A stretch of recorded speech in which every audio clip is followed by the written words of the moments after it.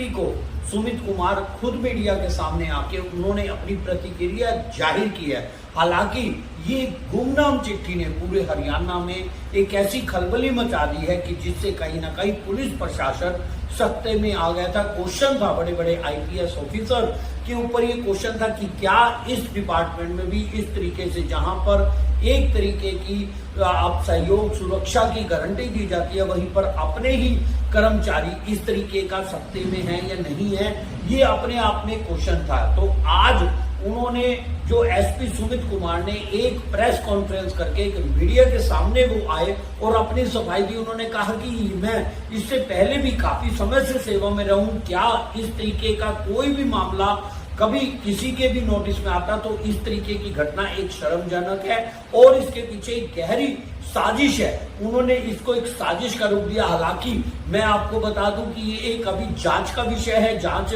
चल रही है और महिला पुलिस कर्मी द्वारा ही एक विशेष जांच का समिति बनाई गई है। मुख्यमंत्री खट्टी एक अपनी प्रतिक्रिया देते हुए बताया कि इसके बारे में जांच चल रही है। तो एक सोचने की बात यह है कि गुमनाम चिट्ठी जिसपे कहीं नाम नहीं है, तो मैं अभी आपको वीडियो दिखाऊंगा जो एसपी सुमित कुमार ने प्रेस कर्मियों को संबोधित करते हुए बताया। आपकी इस बारे में क्या राय है, वीडियो सुनकर जरूर बताएं। जी देखिए, मैं दो बातें बहुत स्पष्ट करना चाहूँगा कि जिस तरह के ये घिनौने आरोप लगाए गए हैं, इनमें ना तो कहीं दूर दूर तक कोई सच्चाई है। ये एक बहुत बड़ी साजिश है और ये साजिश अब खुद स्टार्ट भी होगी और काफ़ी हद तक साजिश करता सामने भी आ गए। मैंने माननीय कमीशन के सामने अपने सारे पक्ष रख दिए हैं और उनको यहाँ तक कहा है कि पहले तो अभी तक कोई कंप्लेनेंट नहीं था। फिर उसके बाद ये हुआ कि एक चिट्ठी जो कि वायरल हुई 25 तारीख को और जिस ईमेल से वायरल हुई, वो ईमेल केवल 1.5 मिनट के लिए बनी और डिलीट होगी। उसमें पहली चिट्ठी वायरल होती है बगैर सिग्नेचर्स के और दूसरी चिट्ठी पे 7 महिला कर्मचारियों के सिग्नेचर्स हैं। तो क्या 1.5 मिनट के अंदर 7 महिला कर्मचारी भी वहाँ पे पहुँच गई। तीसरा, जिस व्यक्ति ने वायरल की वो सारे अपनी प्रिकॉशन यूज़ कर रहा है कि उसका डिजिटल फुटप्रिंट्स ना मिलें। नंबर 2 बात, उन 7 नामों की जितनी भी महिलाएं थी जींद पुलिस में 100% को एक मेरे से सीनियर अधिकारी के द्वारा इंक्वायरी करके पूछा गया कि क्या आपने कंप्लेंट दी, नहीं दी, क्या आपके साथ कभी एसपी साहब का बुरा व्यवहार हुआ। किसी एक ने भी अभी तक ये बात नहीं की कि साहब ने कभी भी हमारे साथ किसी तरह का बुरा व्यवहार, कहना दूर की बात है, लेकिन हमेशा से उन्होंने बड़े मान सम्मान के साथ हमारी बात कही और सुनी। अब उसके बाद एक नई चिट्ठी वायरल होती है। वो नई चिट्ठी कहती है कि नहीं मैं धमका रहा हूँ या फिर मैं पैसे का लालच दे रहा हूँ या फिर इंक्वायरी ठीक से नहीं हो रही। अब ये चिट्ठी कौन वायरल कर रहा है? ये जो सेकंड चिट्ठी वायरल हो रही है, ये जब आती है, ये जिस ग्रुप पे आती है, कोई जीन बिग ब्रेकिंग नाम से एक यूट्यूबर है, उसके ग्रुप पे आती है, जिसका आज तक ये नहीं पता लोगों को कि ये चला कौन रहा है।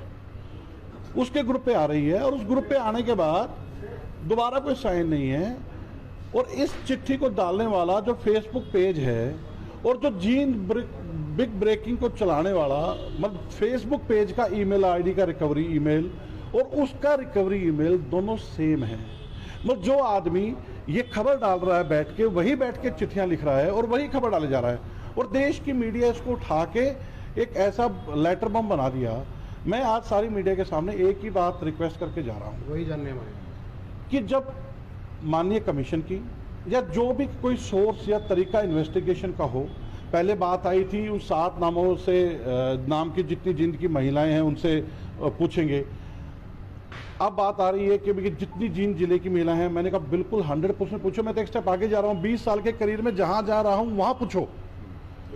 अगर जब एक बार आपको पूरी तसल्ली हो जाए, सबको तसल्ली हो जाए, तो जो मेरी सामाजिक हत्या पिछले 3 दिन से लगातार की जा रही है, इसको ठीक करने के लिए भी आप लोगों से रिक्वेस्ट रहेगी कि इसमें उस टाइम मेरी जरूर मदद करना। क्योंकि सिर्फ और सिर्फ इसलिए कि एक वायरल चिट्ठी जिसका लिखने वाले का पता नहीं, उस चिट्ठी का बताने वाले का पता नहीं, और एक ऐसा यूट्यूबर जो कि खुद घर बैठ के 3 मिनट 1.5 मिनट के अंदर चिट्ठी भी बना रहा है, एक चिट्ठी बगैर साइन की पैदा कर रहा है, एक चिट्ठी विद साइन पैदा कर रहा है। जब लड़के ये कहती है नहीं हमने चिट्ठी नहीं दी, तो एक दूसरी चिट्ठी डाल रहा है और वो चिट्ठी जिस फेसबुक पेज से डाल रहा है उसका फेसबुक पेज और यूट्यूबर का जो चैनल है, दोनों सेम मिलते हैं। आप आरोप यूट्यूबर पर लगा रहे हैं। हाँ, मतलब साजिश जहाँ से हुई है, साजिश एक ऐसे आदमी ने की है जो लगातार इस तरह की घिनौनी हरकतें वहाँ पे करता रहा है। अब उसको उठा लिया नेशनल मीडिया ने। अब ये एक बहुत गंभीर विषय है। तो आज मैं सिर्फ ये कहना चाहता हूँ कि इंक्वायरी चल रही है, इंक्वायरी पूरी होनी चाहिए।